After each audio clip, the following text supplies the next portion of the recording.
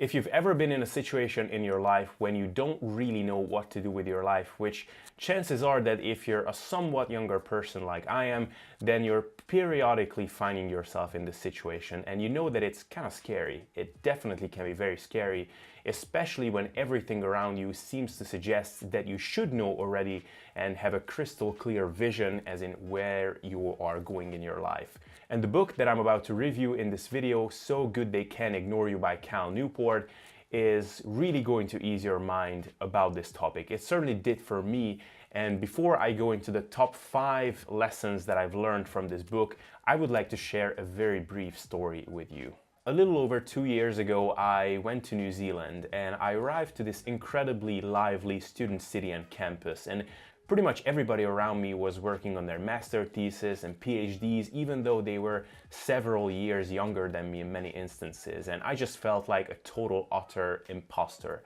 Everybody just seemed to have a clear vision of where they were going in their lives. My best friend there, who I even interviewed on my channel, was already working on his PhD, even though me at the same age was only like halfway through my bachelor's degree. Even though my time in New Zealand has absolutely been an incredible life experience, I've never felt so lost like I did there. And so I did what many people would do in my situation, and I turned to Google and I started looking for solutions to my problem.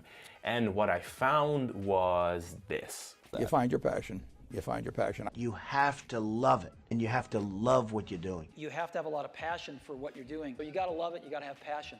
It's absolutely critical to have passion. It's to follow your passion. And so I thought, great, all I need to do is figuring out what I'm passionate about, what I really, really love doing. And so I sat down with a large cup of coffee and I started writing together things that I really loved doing and I was really passionate about. And my list looked like this.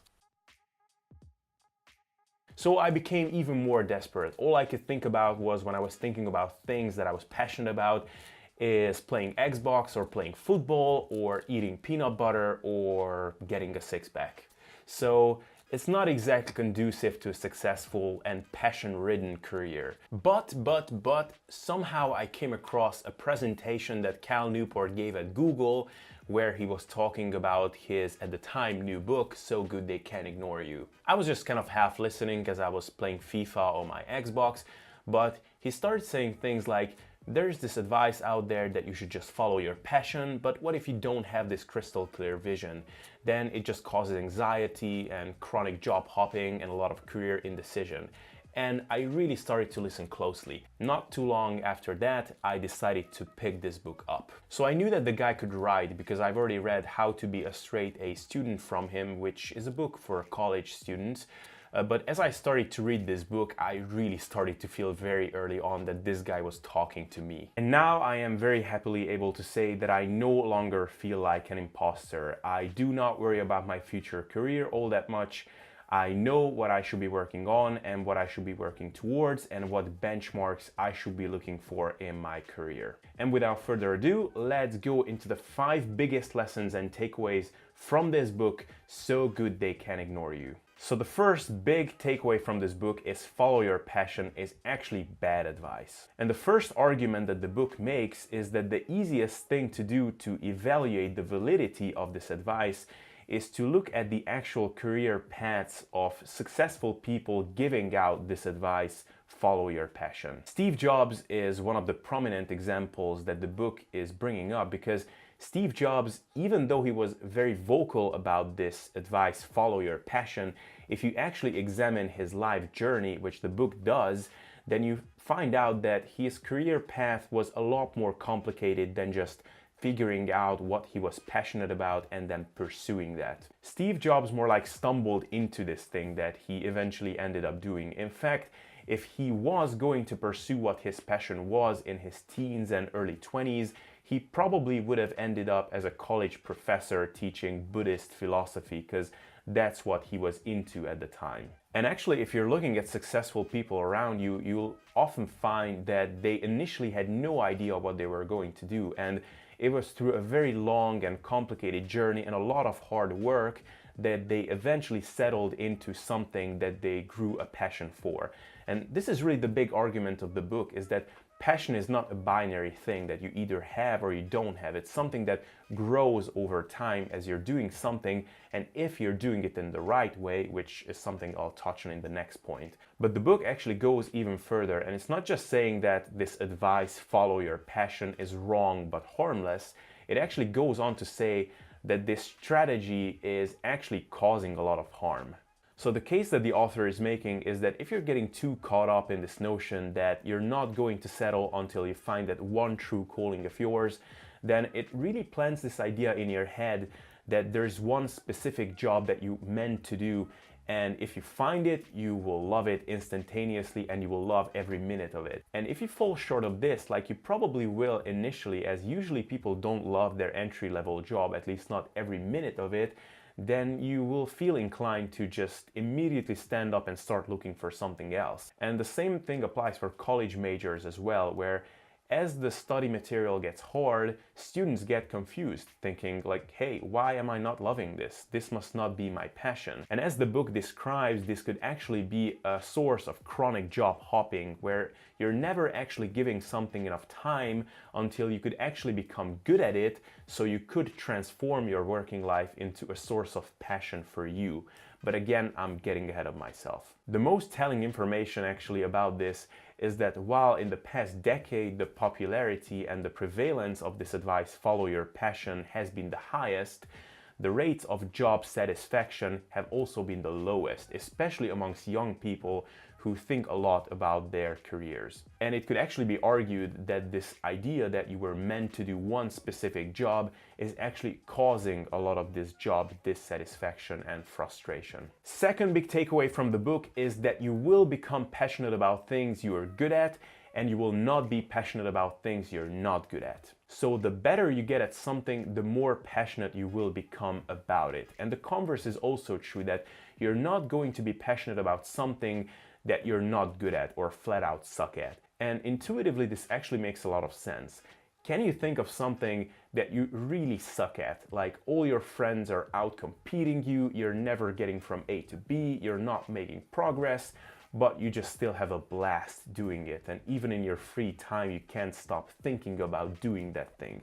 I think you would be hard pressed to do so. And conversely, can you think of something that you're really freaking good at? Like you're often shown as an example for other people, others are turning to you for advice in this thing, but you just still hate doing it and you just can't stand spending time on that thing. I think again, you would be hard pressed to do so. So the lesson here is that you can't really objectively say that I'm just not passionate about this and I'm just not meant to do this, until you've at least gained some level of competence in it. And I found this to be true for myself many, many times. Like, I now am passionate about science and understanding how the human body works, even about the nerdy stuff. Whereas back in high school, I was the biggest anti-science kid you could imagine. I was only interested in literature and writing and those kind of things. And why? Because I was naturally good at those things and I only got positive reinforcement when I was doing those things. I could think of many trivial examples too. Like for example, I freaking hate dancing, and I pretty much think that dancing is the stupidest thing ever invented in humanity. And objectively, I'm probably wrong because most people actually like dancing. But since I've only gotten negative experiences out of dancing and all I got was negative reinforcement,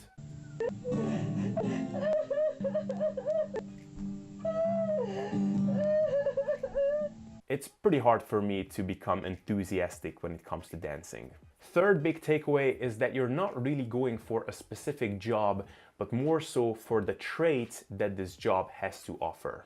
And these traits could be things like a sense of autonomy, so the ability to control the conditions of your work, so when you're working and the location of your work. It could be a sense of mastery, so the feeling that you're really very competent at what you're doing. It could be a sense of impact, so the feeling that you're really making a big difference in the world with what you're doing. For different people, these things could mean different things, but the main idea here is that you could get these traits in many different kinds of jobs. So let's say your main priority is having great control over when you're working and the location of your work, and you also want to have great impact on the world.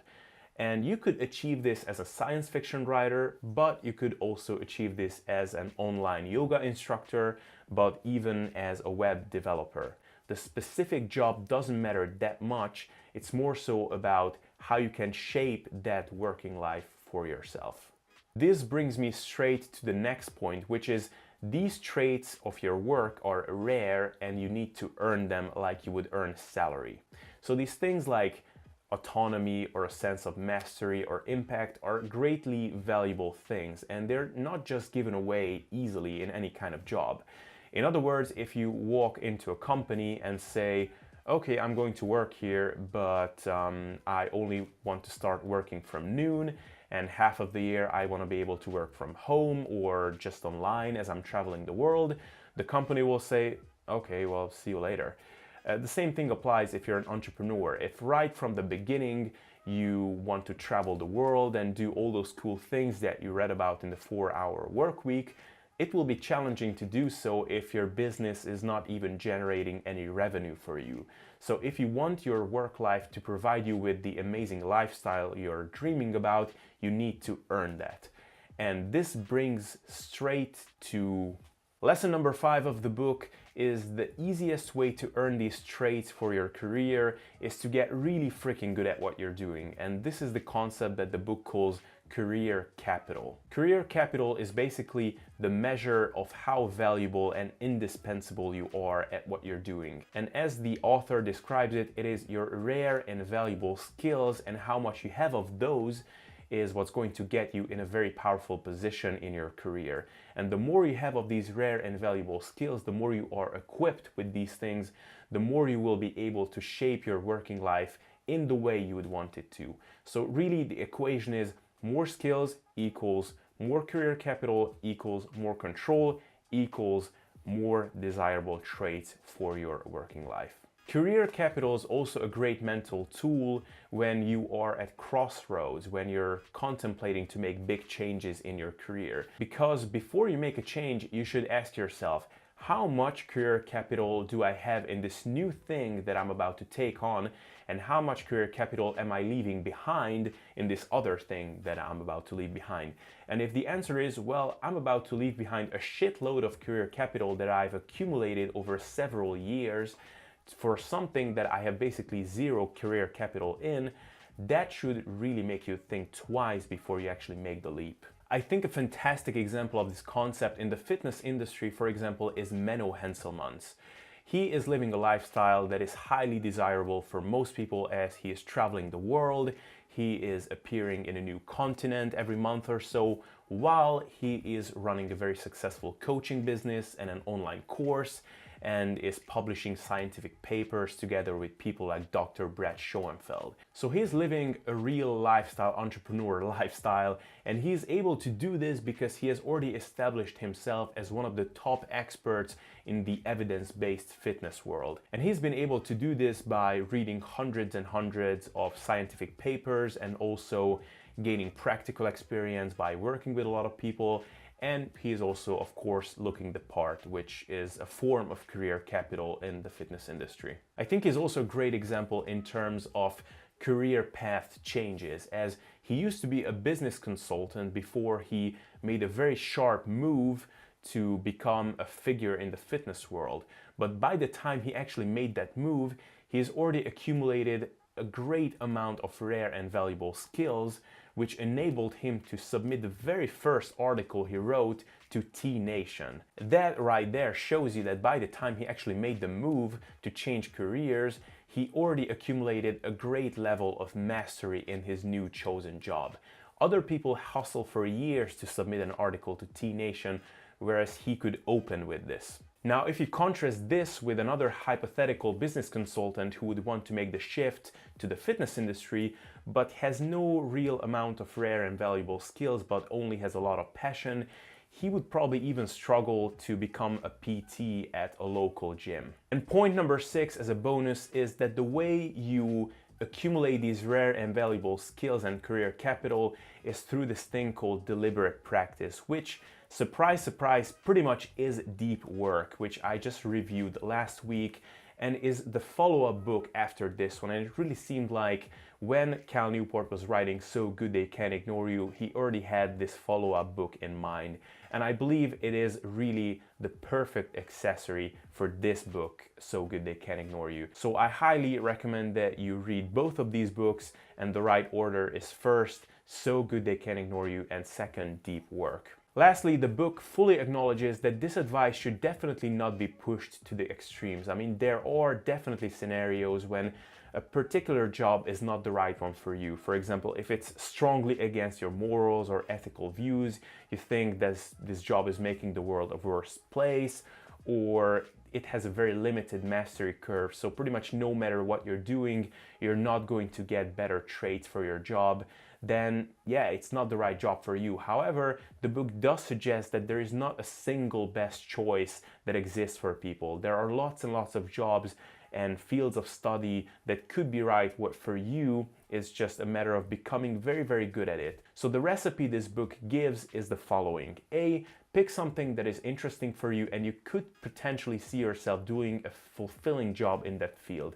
And then number two, it's a matter of becoming really, really, really good at it and working your ass off until you become so good that people can't help but notice you and help you on your journey for building a great life. So guys, please pick up this book. It has absolutely been a game changer for me, and it changed my views on my life and future career so much and saved me so much of the worry and frustration that otherwise probably would have accompanied my journey. So I hope you enjoyed this. Let me know what you think.